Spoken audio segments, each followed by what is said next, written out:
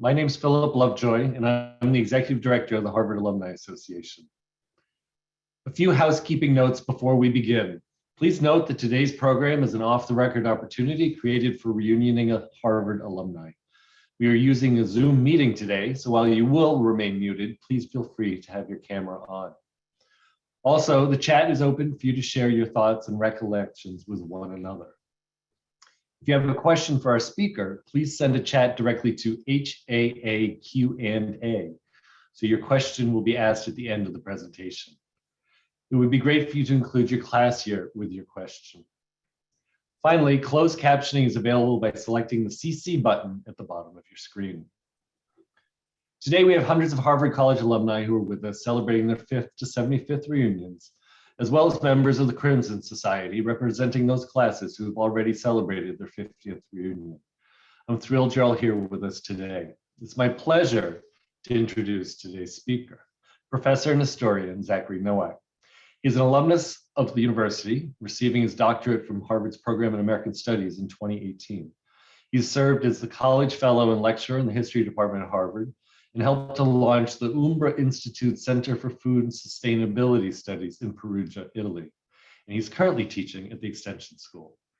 He is also author, editor, and translator of a number of books, which I'll encourage you to learn more about via the links that we placed in the chat. I know Zach has spent a good amount of time speaking directly with members of the alumni community and collecting oral histories of their diverse stories and experiences. I want to thank him not only for taking the time today to connect with the alumni community, but for seeing and celebrating the profound wealth of knowledge within it. I'm also personally grateful to him for sharing his historical knowledge of Harvard. I found it very helpful many times. Without further ado, I'm delighted to welcome Zach to the virtual stage. Take it away. Thank you so much, Philip. I appreciate it. Just toggle over to screen 2. Just want to make sure everybody can see that. Heather, can you give me a thumbs up if you can see it? Okay, great.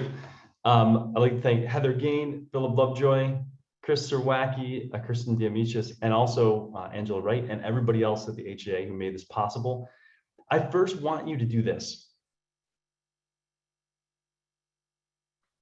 Picture the typical Harvard student in 1880.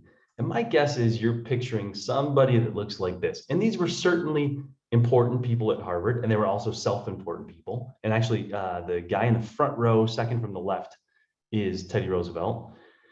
I taught a course on Harvard history in the fall of 2019 and again last spring, and I'm teaching one now in the Extension School. And I was so dissatisfied with the general histories that had been written about Harvard that I decided to write my own history. There's a ton of amazing books about Harvard, but they're all very particular subjects.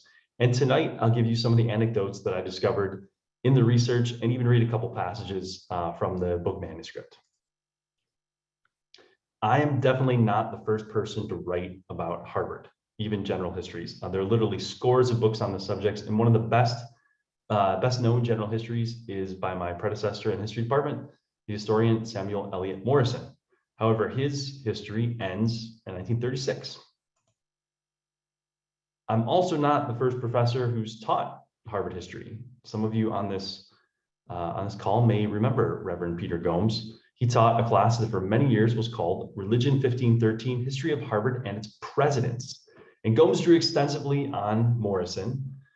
And even if you didn't take this class, you can probably tell what Reverend Gomes' focus was on, the presidents. And this was mainly an institutional history of Harvard, this course, in which students were actually kind of minor figures. People like staff were only shadowy figures at the edge of the stage, usually with no lines. My training is as a 19th century US historian, and my mother's always scandalized that I can't remember the presidents between Hayes and Roosevelt. Frankly, I'm not really that interested in political history. I mean, it's important history. I'm just not interested in it terribly. And I'm not terribly interested in Harvard's illustrious presidents. In my drama, in my new manuscript about Harvard history, the presidents are the characters at the edges of the stage with very few lines. My class and my book are focused on the students and to some extent to the support staff. What was it like to be a student at Harvard in 1676? How about 1735? How about 1835? How about 1920? But there are also a lot of other people in my dramatis personae. I didn't set out to write a revisionist history of Harvard. But what I found in my research in the archives is that there were a lot of people at Harvard who made it what it was and what it is today. And they might not always have been students, like these men here who were waiters at Memorial Hall. But they've always been part of this institution. Perhaps unsurprisingly, there have been women at Harvard since 1636, some of whom, working as data entry clerks at the observatory in the late 1800s, quite literally invented modern astronomy. This is an amazing story. Others, like these Radcliffe students, challenged gender roles and fought for coeducation. This is Caleb Shizatimic, the first generation student at Harvard. No matter what you look like or who you are, there have always been people like you at Harvard. Okay, with that sort of overview done, I want to give you a quick outline for tonight. There is going to be a quiz at the end, and so I'd recommend you take notes. Just kidding. This is what I want to do tonight. I want to talk about admissions, a little bit about college life. Notice the D, that's intentional. Dorms and dorm rooms, classes, sports, and of course, we'll finish with commencement. All right, admissions, here's the test. Ready? Translate into English. I'm not seeing anything light up in the chat. When, O Catiline, do you mean to cease abusing our patience? How long is that madness of yours still to mock us? When is there to be an end of that unbridled audacity of yours? If you could translate this, even so-so, in the 1600s, you could probably get into Harvard. This was admissions for Harvard for almost 250 years. You had to be okay at Latin. You had to know enough Latin to go back and forth between Latin and English. You had to have some basic knowledge of Greek, and you also had to have enough money to put down for one semester. That's it. If you passed the test, you would copy out the laws of Harvard College. And initially that was in Latin. And this document was called an admonitor. So we have the admonitor of this Warren Williams guy, 1715. Admonitor is a Latin passive present tense Latin word, and it just means let him be admitted. We can zoom in a little bit here. My Latin is pretty rusty from McQuaid Jesuit high school days. Statute leges e privilegia a preside e soci collegi harvardiani quod Cambridgensis in Nuova Anglia. This is the statutes, laws, and privileges as dictated by the president and fellows of Harvard in Cambridge. So this is Richard Waldron's admonitor a little bit later, 1735, and notice we're now in English. We can zoom in. This body of laws for Harvard College was made by the presidents and fellows thereof and consented to by the overseers of said college. Notice college is spelled with a D here. There's not consensus early on how college should be spelled. We can jump to the last page of this document and see admonitor, that famous word. And it's John Leverett was the president, Henry Flint was the secretary, and this man was admitted. Actually, this boy, most Harvard College first years were quite young in the 1600s and 1700s. There's John Leverett's signature. We'll flip forward a little bit. I am a 19th century historian. This is a late 19th century admissions test for Harvard. A beam 12 feet long, the weight of which may be neglected, resting horizontally upon a support 1 foot from one end, has at its end I mean, I would never get into Harvard if this were the test today. Name three. Yeah, no, definitely not. All right, let's move on to college life. Curiously, these admonitors that we saw before for admissions, some of them finish with another list of not laws, but customs.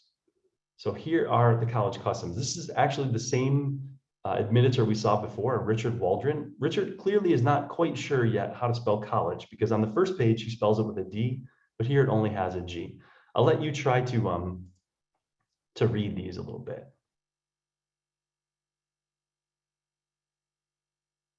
So that first one, if you look at number 1, it says, no freshman shall wear his hat, W-A-R-E, shall wear his hat in the college yard, except it rains, snows, or hails, or he be on horseback, or hath both hands full.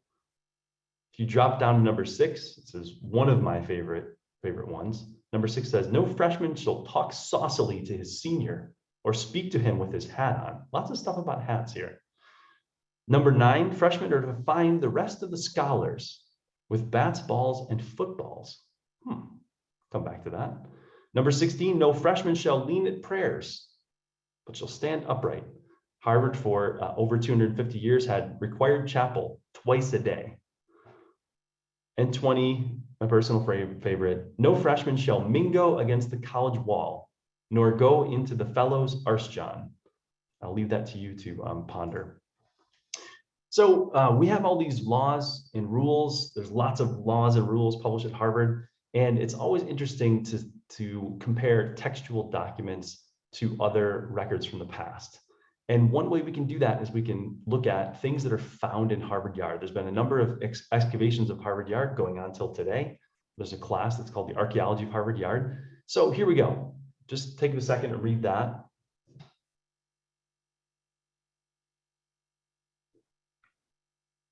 No tobacco, no beer, no wine, no strong water. So how much do you think the college students at Harvard in 1655 follow these rules?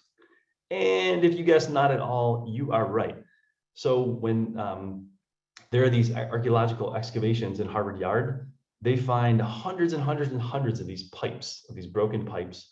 And it's interesting, they're not just the red clay, local red clay pipes, but actually the imported sort of fancy white pipes, white clay pipes. So at least for the tobacco, Harvard students are absolutely ignoring the rules and the laws. How about drinking? Nope, they didn't follow that rule either. In fact, not only did they drink a ton, when you compare Harvard College to other colonial sites, there are many, many, many more broken beer tankards and liquor bottles than other colonial sites, even colonial sites that were taverns. So there was more drinking at Harvard College than at colonial era taverns. Let's take a look at another rule. How about this? Give you a second to read that.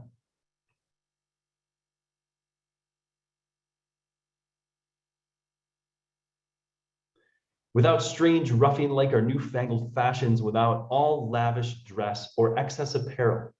These are called sumptuary laws. So did the Harvard students follow that? Let's see. Nope, they didn't at all. When we dig around in Harvard Yard, we find things like cufflinks, which would have been totally forbidden, or hairpins. What else? No games of chance. Absolutely not. And yet, thankfully, many, many, many Harvard College students lost dice in the grass when they were playing cards. Cool, let's move on to dorms. Back behind me, I have this 1750 something look of Harvard College. The colleges at Cambridge. On the right is Massachusetts Hall. On the left is Harvard Hall, old Harvard Hall. And in the middle is Stoughton College, not to be confused with Stoughton Hall. It's no longer there. It's roughly where University Hall is, a little bit closer. It was so damaged in the Revolutionary War when soldiers were garrisoned or quartered in all the college buildings that it was ripped down later. In any event, what I want to talk about is Harvard Hall, 1764. This first Harvard Hall, the one on the left here, burns to the ground. And it provides us with this fabulous, fabulous look into student dorm rooms, because it's the Massachusetts General Court that is meeting in Harvard Hall. Harvard at this time is a public school, remember. It's a public school until the 1820s. And there's plague in Boston. And so the Massachusetts General Court, the legislature, has decamped to Cambridge, and they're meeting in Harvard Hall. And they left a fire burning, and Harvard Hall burns to the ground. And the hall at that point was classrooms and the buttery, and which is like a little store for students, and the commons, and also a couple student rooms. The general court says to these students, hey, we'll reimburse you for all the stuff in your rooms that burned up in the fire that we caused, but you have to give us a list of these things and a rough approximation of their value. And so this insurance list, this reimbursement list, gives us an idea of what's in the rooms. And so I've tried to go through and categorize them, and I'm going to read a little bit from the manuscript here. A rough categorization of the objects listed by the students shows some rather surprising continuities with later dorm rooms. Furniture, clothes, books, things related to drinking and dining, personal hygiene products, and decorations are the main items on the list. So think about stuff that was in your dorm room when you were at Harvard and see if any of these things match it. The majority of the specifically named things lost in the fire were books. Students had Latin and Greek works like Cicero's speeches and Caesar's historical works, as well as English translations of the same. They had dictionaries and grammar books. In addition to school books, there were almanacs, magazines, and in one case, a singing book. These books were likely arrayed on bookcases, also on the list, or in some cases stacked on desks or stored in trunks, for which the students had padlocks. I'm trying to emphasize the words that in the manuscript are in italics, showing that they're on the list. There were at this point no common spaces for students to meet and chat outside of the carefully surveilled dining spaces.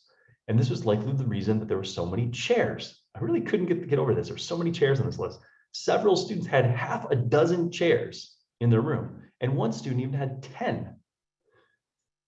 Most of the students, in addition to their books, had the necessary apparatus for student life: ink pots, paper, a pencil case. One had a slate, and several had candles and a candlestick.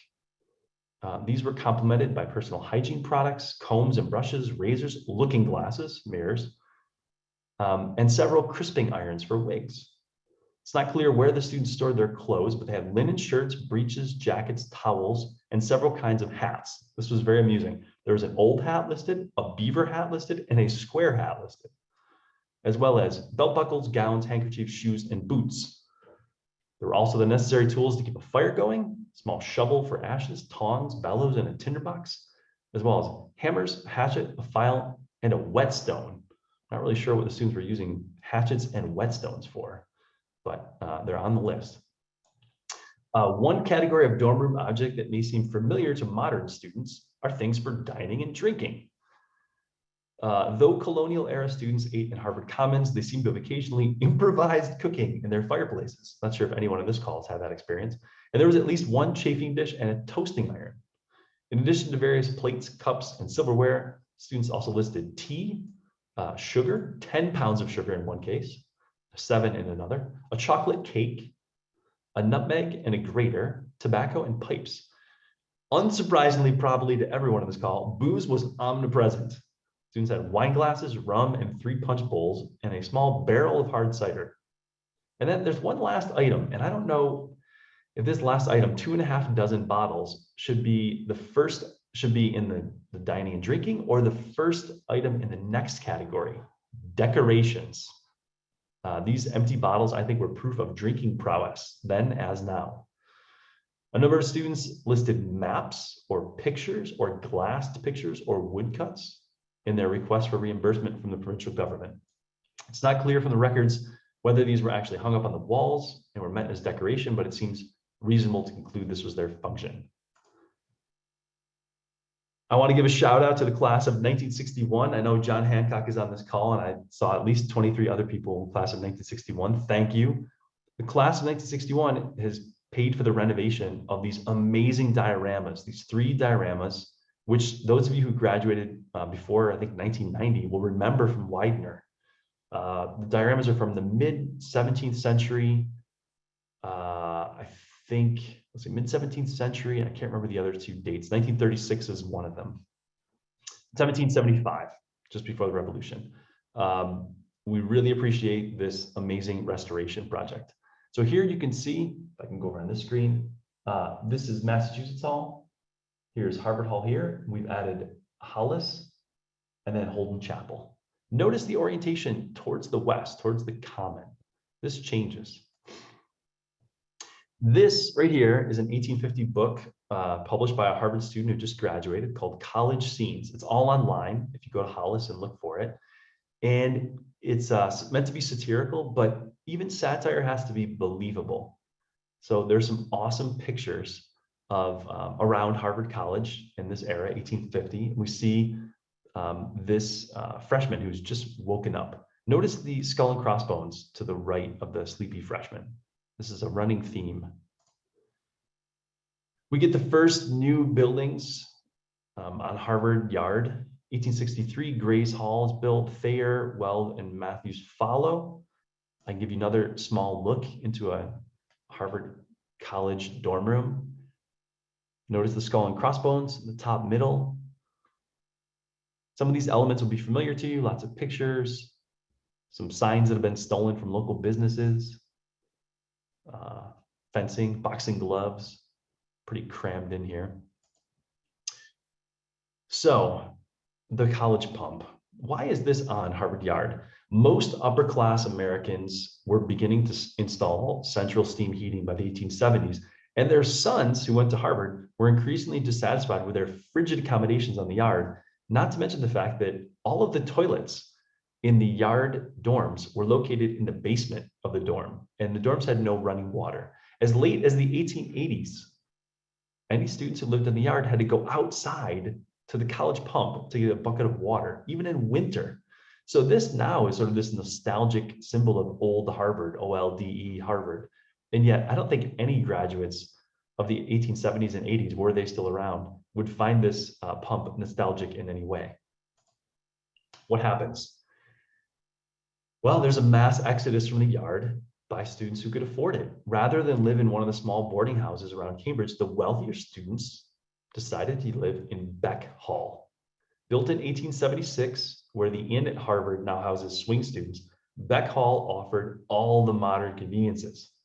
Single and double suites in Beck Hall had a study, closets, and 1 or 2 bedrooms off the study, and a bathroom with hot and cold water. It also had chandeliers and, most importantly, steam heating apparatus. But to maintain the gentility that an open flame suggested, the rooms also had a fireplace with a white marble mantle.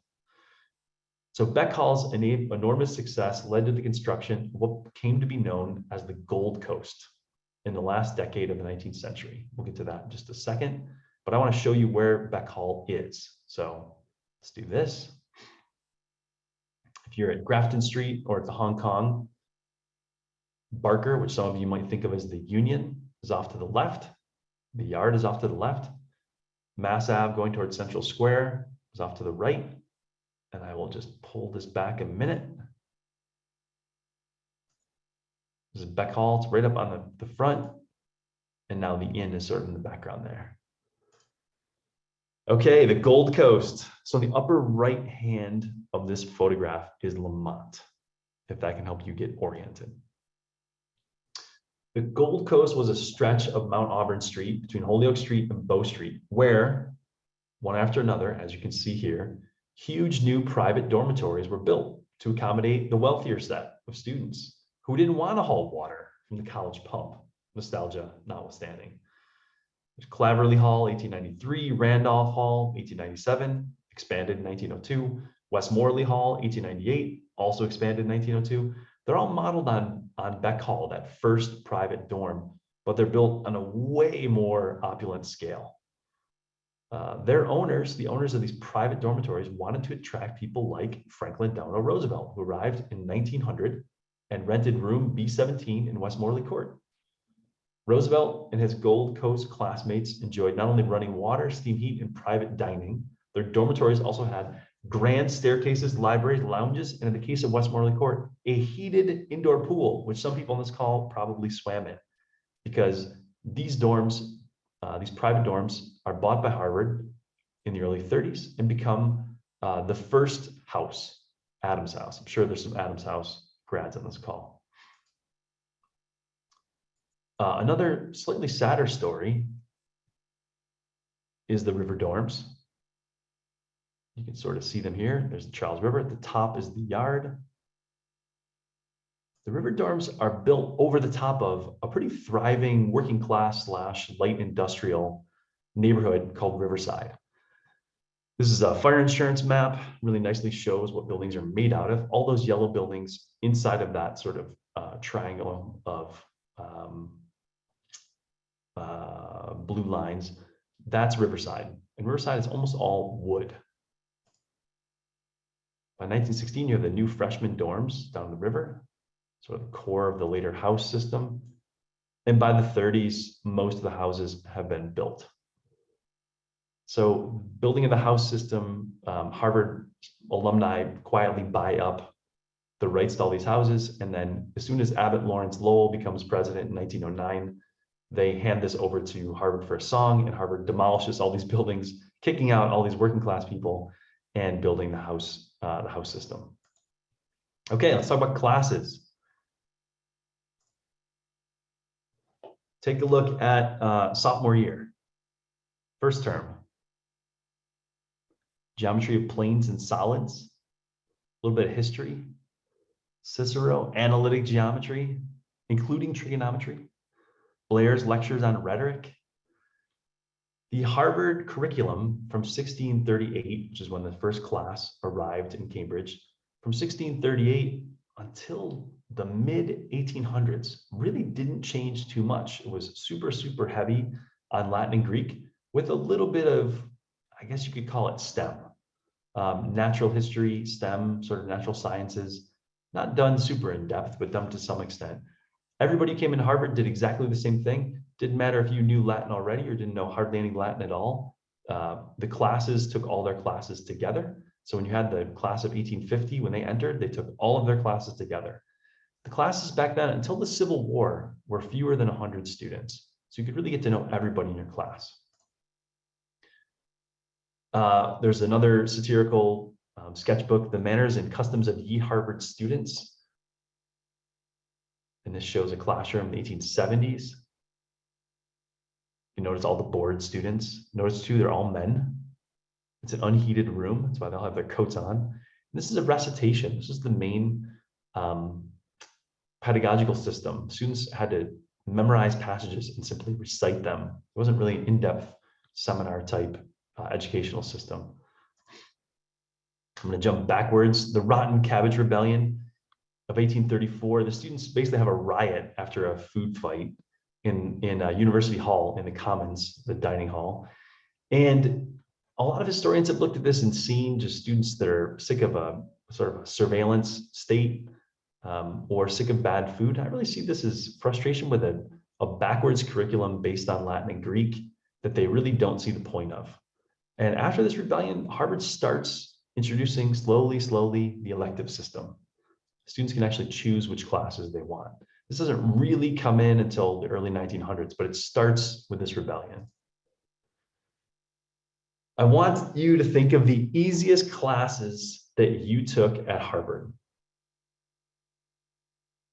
Probably most of the people on this call, unless you're a very recent alum, most of you would call these classes gut classes. Now today, they're not called guts anymore, they're called gems by Harvard students. And I can tell you that rubles and OPs may be difficult to find, but gems over the last 150 years have been easy to spot from a distance because of the size of their enrollments and their fame on campus.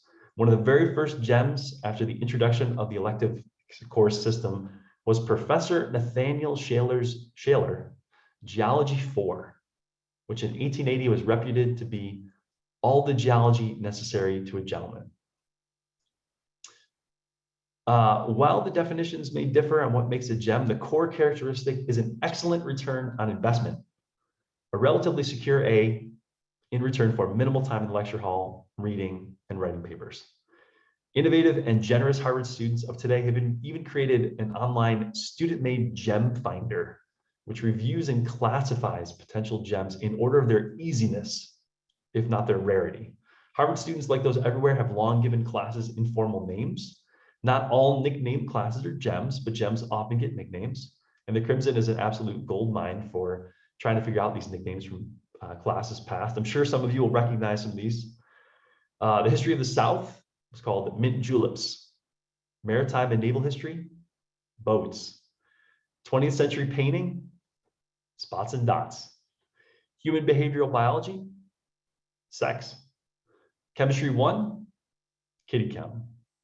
The nature of living things, baby bio. And natural science 10, about geology, was simply called rocks, or rocks for jocks.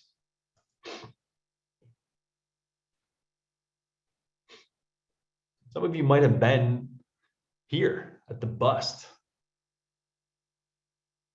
This is a pretty violent removal of students that have been occupying University Hall in 1969.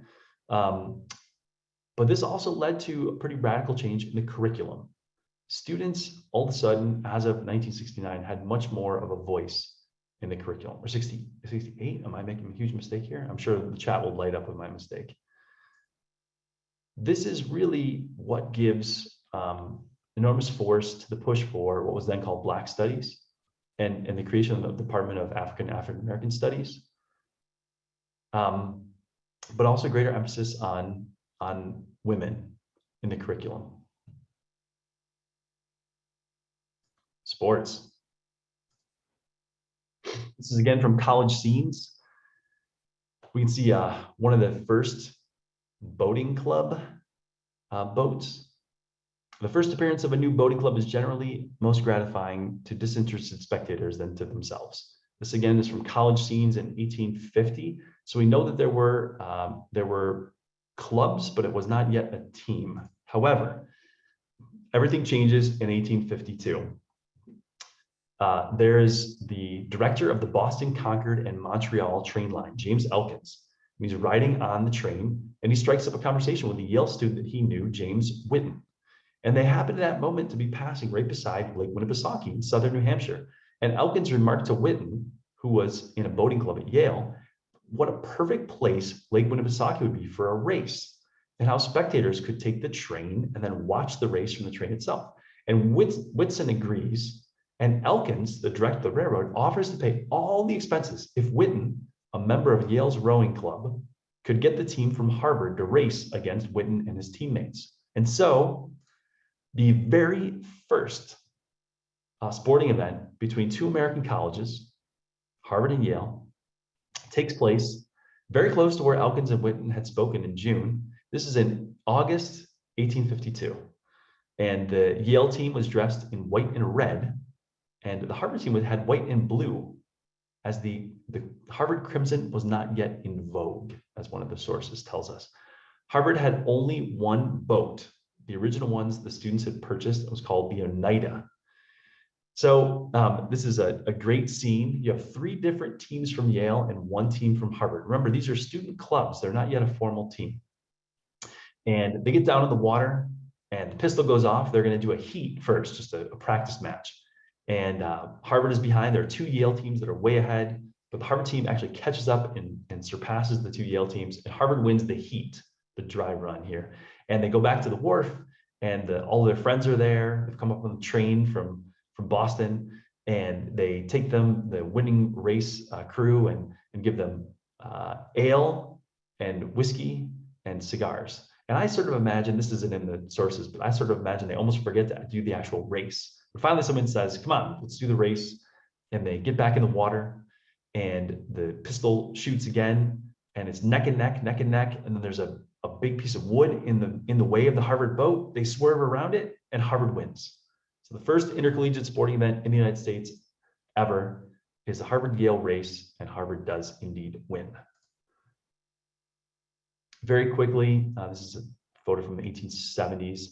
These boats, which had been sort of like whaling boats, get shaped down to the sort of racing sculls that we know today.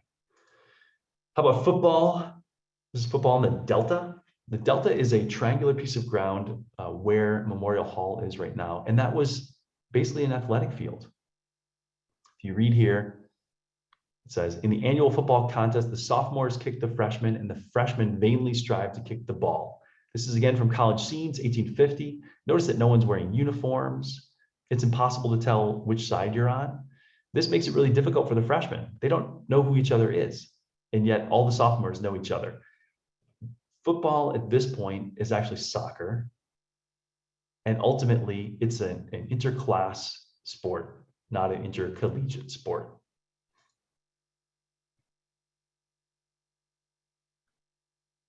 John Sibley, who's the Harvard librarian for 30 years, keeps a diary, and there's a lot of boring stuff in it, but there's a lot of stuff about Harvard College, and this is one of my favorite passages. Football's banned briefly at Harvard, then comes back in the 1880s. We can tell a lot about how this game is played from what I would call material culture. So look at the ball. This game is still basically a game that's in between soccer and rugby. But the decisive shift is when Harvard plays McGill. And McGill, instead of having it be totally like soccer, McGill is really more evolved to a rugby type game. And the Harvard players really like this. And so they go back to Yale and Princeton, who they've been playing, and say, hey, look, we want to use these new rules where you can pick the ball up and run. And Princeton and Yale say, no, those aren't the rules. We're going to play football, basically soccer. And Harvard says, okay, if you won't play by our rules, we're not going to play with you anymore. We're just going to play against McGill. And so Yale and Princeton finally fold, and a game sort of like rugby comes into being. So Harvard, for the first time, but not the last time, invents American football. Soldiers Field, 1903. This is the first steel reinforced concrete stadium in the world. Soldiers Field Stadium is the prototype for all of the modern stadiums. And yet, between 1900 and 1905, 45 college football players died. And there's a national outcry and lots of calls for making college football illegal. And this comes to a head in 1905. And Teddy Roosevelt apparently saves the day. This is a somewhat apocryphal story, but I really like it, so I'll tell it anyway. Teddy summons all of the coaches of the biggest football teams, and the Ivy League was pretty strong back in the day. He summons them to the White House, and he tells them he wants them to figure out how to make football less violent. And so they come up with two different possibilities. Either they're going to widen the field to make it so you can run, you have more space to sort of run around the end, or they're going to legalize the forward pass. Now, think about this. If they widen the field in 1905, 2 years after Harvard has built its stadium, they're going to have to knock down half of the stadium to widen the stadium. And so, apocryphally speaking, Teddy Roosevelt nudges this commission towards legalizing the forward pass. And so Harvard, in the person of Teddy Roosevelt, invents modern American football, not once, but twice. Teddy saves the day. And you can see that reflected in the ball. So here's the football team in 1907, just 2 years later, and you have a very different ball that can be thrown in forward pass. We're coming to the end, as you did at some point in the past. Think about your time, that last time on Tercentenary Yard. It may surprise you to learn that graduates in the 17th and 18th centuries received their bachelor's degree at commencement, but they were not handed a diploma.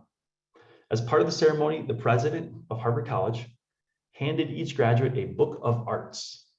But as soon as the ceremony was over, that book had to be handed back and returned to the college library. There was no actual physical proof of the degree because Harvard, for the first 2 centuries, was very much a regional college. Its graduates existed in a social network made of people who could easily confirm if the person in front of them was indeed a Harvard graduate. Barring that, they could consult a book called the Triennial Catalog. This is a complete list of Harvard graduates printed every 3 years, starting in 1676. Having completed the requirements for the degree was only one prerequisite for being listed in the catalog, however. The other was having paid the £3 commencement fee. And £3 was a hefty sum, almost a full year of college. But the college was desperate for more revenue, and charging for completion was a good way to get it. So one huge difference between Harvard commencement today and the commencements of the 17th and 18th centuries, and even the early 19th centuries, was that commencement was like a huge party in Cambridge, like a county fair. So inside are all the stuffy Harvard students getting their degrees, but outside on the common, it was a fair. And this mirth making on the common during commencement was often described over the centuries. There's an anonymous author of a satirical description of commencement. This is first printed in 1718, but reprinted many times. It provides a colorful description of the scene that developed just outside the yard on the Cambridge Common. Early in the morning, the July morning commencement, vast numbers from different places started their journey towards Cambridge as if drawn by some magnetic virtue. They're not just eager parents and solemn ministers, but rather all sizes and each sex. The ways do throng, both black and white, ride jig by jol along. Arriving in Cambridge, some head straight to the taverns while others go to the common, where they roll balls at 9 pins. It's an early version of bowling, play cards, or wrestle in rings drawn in dirt. There's no actual mention of the commencement ceremony in this poem. The author's disdain for all the drinking and perhaps fornication is clear. Quote, while some intoxicated with wine, others as brutish propagate their kind. After such a fun day of singing, dancing, and drinking, some of the commencement revelers can scarce blunder home by the break of day. Some lie in open fields, others there are who to their homes half boozy do repair. Others stayed a few more days. Apparently, commencement continued on after all the degrees were awarded. Here's the poem again. Thus, the loose crowd forbidden pleasures seek, drink Harvard dry, and so conclude the week. In the 1820s, the crowd had only gotten bigger. Andrew Peabody, who entered Harvard College in 1823, wrote later that the Cambridge Common was covered on commencement day and on the nights preceding and following it with drinking stands, dancing booths, mountebank shows, and gambling tables. And I have never since heard such a horrid din, tumult, and jargon of oath, shows, scream, fiddle, quarreling, and drunkenness as on those 2 nights. Sounds like fun, right? Wow, way more fun than my graduation. This description of the Commons on commencement day before the 1829 arrival of President Quincy, who was a killjoy, is repeated in other sources as well. According to another graduate before Quincy, the Commons had gamblers gathered around a wheel of fortune, jolly hucksters displaying their tempting wares in the shape of cooling beverages and palate-tickling confections. A pantomimic show, a blind man led by a dog soliciting alms, organ grinders and hurdy-gurdy grinders, bears, monkeys, jugglers, a sword swallower, all mingled in inextricable confusion. Humans were joined on the common by monkeys, bears, and less common wild animals, and in 1793, an elephant named Old Bet. The broadside here reproduced. The broadside that advertised the pachyderm's appearance at commencement stated that the fee to see her was 25 cents for adults and $0.125 for children. It was lucky that this was still 2 decades before every graduate received a physical degree at commencement as, quote, the elephant having destroyed many papers of consequence, it is recommended to visitors not to come near him with such papers. Here's the sheriff of Middlesex County. Why is this guy here? Why is this guy here? Because Harvard was a public school till the 1820s. And the sheriff was there not to be goofy and bang a big staff. The sheriff and his deputies were there to keep order out on the common. To keep order out on the common. 2020 was not the first time commencement was canceled. On June 26, 1721, several weeks before the day that would normally have been commencement day, the following notice appeared in the Boston Newsletter. Notice is hereby given to all persons concerned that by reason of any danger that may arise from the smallpox's spreading, the commencement at Cambridge this year will be managed privately and not on the usual day, the first Wednesday of July. In addition to the cancellation of the festivities outside of the yard, the commencement had no meal in the commons for the guests, nor was any post-ceremony socializing allowed. Sound familiar? It would not be the last time the commencement was either drastically curtailed or canceled. In 1740, with diphtheria spreading in New England, first students were sent home early, but then commencement was ultimately held in August after the disease abated. In 1752, again because of smallpox, students were all sent home in May, months before commencement.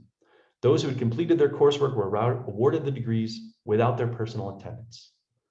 In 1757, in the midst of the 7 Years' War, the overseers again decided to cancel an in-person commencement. 1764 was also a dark year for Harvard. Harvard Hall, as we said before, burned to the ground in January. Since its construction in 1686, this had been the site of the commencement meal. Given the loss, as well as the threat of smallpox, again, the administration canceled the ceremony and awarded all of the candidates their degrees without their personal attendance. The Revolutionary War also interrupted commencement for every year from 1774 and 1780. No commencement was held in Cambridge. College simply printed, here you can see it, a general diploma, which listed all of the names of the graduates, as well as adding them to the triennial catalog. So the recent cancellations of both commencements and alumni reunions is unfortunately not the first time in Harvard history. This brings to an end my presentation. I'd like to thank everyone who was in the audience today, but especially the Crimson Society. I'd like you to know also my agent has this proposal with a few different publishers for this manuscript book, A Student's History of Harvard College. One of the publishers is particularly appropriate. I won't say anything more than that, but if you know anyone at a particularly appropriate publisher, let them know you'd like to see this book on their list. I have other stories to tell. I'm open to invitations from any of the classes. These are some of the stories I'd be happy to tell.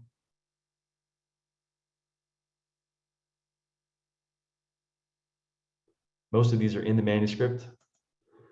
There's my email. And thanks again. I appreciate you coming tonight. Professor Nowak, thank you so much. So many good stories to tell, and so many good stories that folks are sharing in the chat. This is fantastic. So we have a ton of questions, and we had a number of folks who are asking to know more about your wonderful project, dubbed the History 1636 Oral History Project. A couple folks wrote in to say that their student interviewers were awesome. And if you could tell anyone who's unfamiliar with the project about it, and then to comment upon highlights from the project. Sure. So my students in Harvard College in the history department in spring 2021 did oral histories. Every single student, there were 238 students in the class, every single student interviewed a past alum or alumnus or alumna of either Radcliffe or Harvard College. And there was roughly an hour-long interview. They transcribed the interview, and we both gave the archives the digital copies, but we also printed out every single transcription on cotton archival paper, which I can tell you from working with Italian sources from the 1500s will be around absolutely forever, much better than wood pulp paper. In any event, there's over 3,000 pages of oral histories, and it's Harvard alums, Harvard and Radcliffe College alums from the late 1940s until the class of 2021. And it was an awesome project, and it's all online. If you go in Hollis and look for my name and oral history project, I think you can find it. And if you find the finding aid, which is like the table of contents, yeah, there we go, great. Get the finding aid, you can click on the links and listen to people and look at the transcriptions. And it's really cool because I'm teaching the class for Harvard Extension, and my Harvard Extension students are writing papers, and some of them are using these oral histories as sources, which is just awesome. So Harvard alums have built an archive that future Harvard historians will use. That's wonderful. Thank you so much. So we have let's see, so many questions. Here's an interesting one. So one is, historically, the Harvard administration has resisted student demands for change, only to agree to those demands later. Folks reference the anti-apartheid divestiture movement in the late 70s. And have you seen any correlations about students' success and failure in creating change at Harvard? I don't know that I could actually map it out mathematically like that, but the students, not just in the 60s, even in the 50s, there's some student activism. But the cool thing about it is the students are participated in the activism in the 1960s. Some of them were the class of, I don't know, 1969, but they taught the class of 1973 how to do activism. And those students were then seniors and taught the class of 1978. And so there's this awesome unbroken chain through the 70s, through the various movements in the 1980s for divestiture from South Africa, through the 1990s, and the different rights movements in the 1990s until today, even the fossil fuel divestiture movement. And all of those students go backwards in an unbroken chain to the 60s and the 50s, which I think is really cool. Again, I don't know if I could map it out mathematically, but yes, the Harvard administration says, we're not going to change. We don't care what the students think. We're not going to change. We're not going to change until they decide to make a change. That's a constant.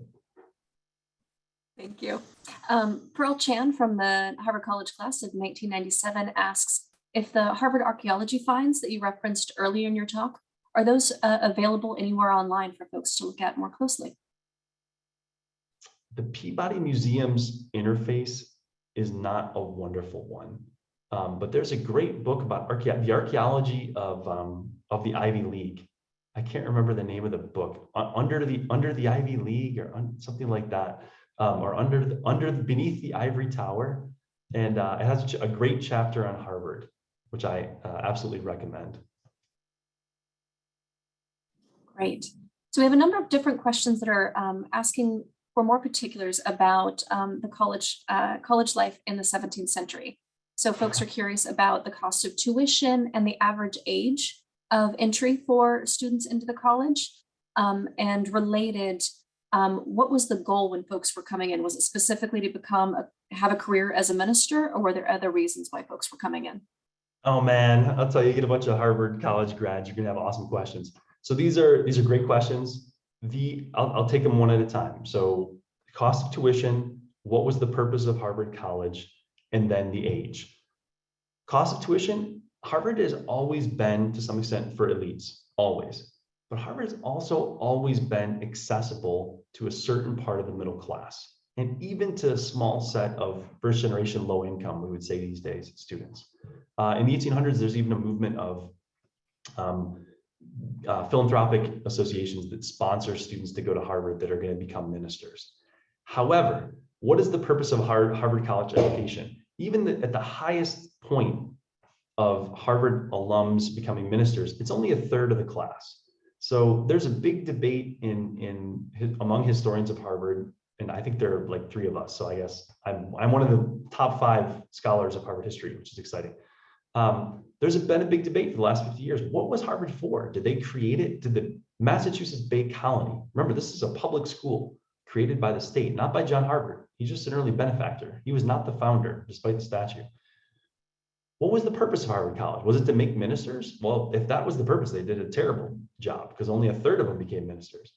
Or was it to prepare elites? Or was it to help rambunctious boys become men? If you look at the average ages of Harvard students when they're freshmen, I mean, one of the Harvard presidents enters Harvard College when he's like 12. The average age is something like 16, which means there are a lot of students who are lower than that, who are younger than that. So yeah, there's always a big, it's been a big debate about what Harvard's for. Producing an elite, absolutely, but taking boys and later, obviously, women through that difficult stage between childhood and adulthood, that's always been part of the mission too. Wonderful. And let's see, so we have a bunch of questions that are, I think, really fantastic, and follow up to learning more about the Oral History Project. What are other ways that alumni can help contribute, their amazing stories to Harvard's history? How do folks make sure that the history is as complete as it could be? There are a lot of archival silences. And by that, I mean, there's just holes in the records. I can tell you much more about the daily life of a Harvard student in 1820 than in 1920, because there are lots of diaries that those students deposited in the archives. There are very few diaries from Harvard and Radcliffe students after 1950. The post-war record is like zilch, other than oral history projects, which is one of the reasons why we did this big oral history project. But if you have, oh yeah, Allison Barbanel, Alice, awesome. Yes, this is a great project. Look in the chat right now. If you have letters or diaries or other stuff from your time at Harvard, I would encourage you to contact the Harvard University Archives, specifically Juliana Kuipers, Kuipers, and describe what it is you're interested in donating, and let her know. And they'll probably, depending on what it is, that they might take it or they might not.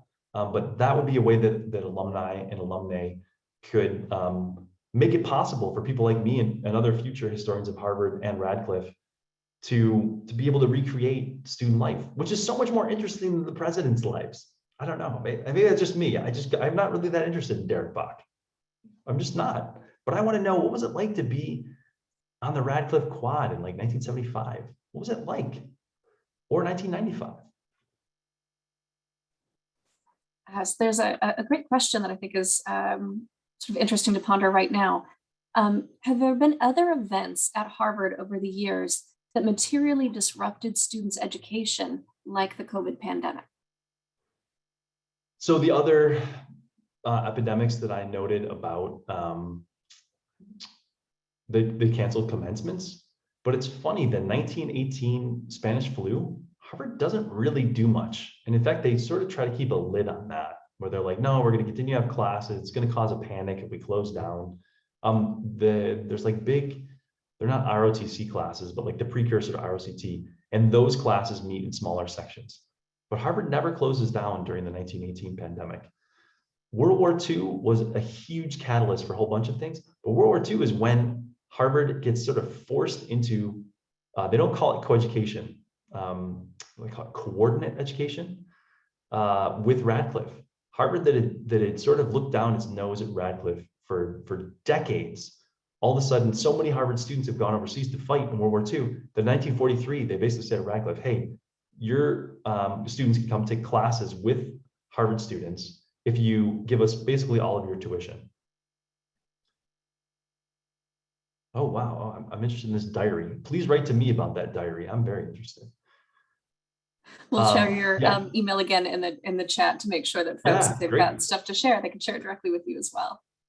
A lot of folks are asking questions about the experience of women at Harvard, mostly in the 19th century, 18th and 19th century.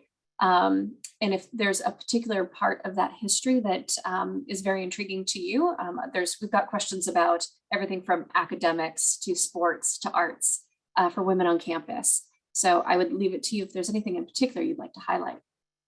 Sure. Women have been part of Harvard since 1636, which is probably unshocking to most people on this call. They haven't always been students, but they've always been part of the college. From the wife of the very first, it wasn't a president, it's called the Master Eaton. His wife is making all the food for Harvard College students. It actually gets dragged into court when he gets accused of something and she's defending her mediocre cooking.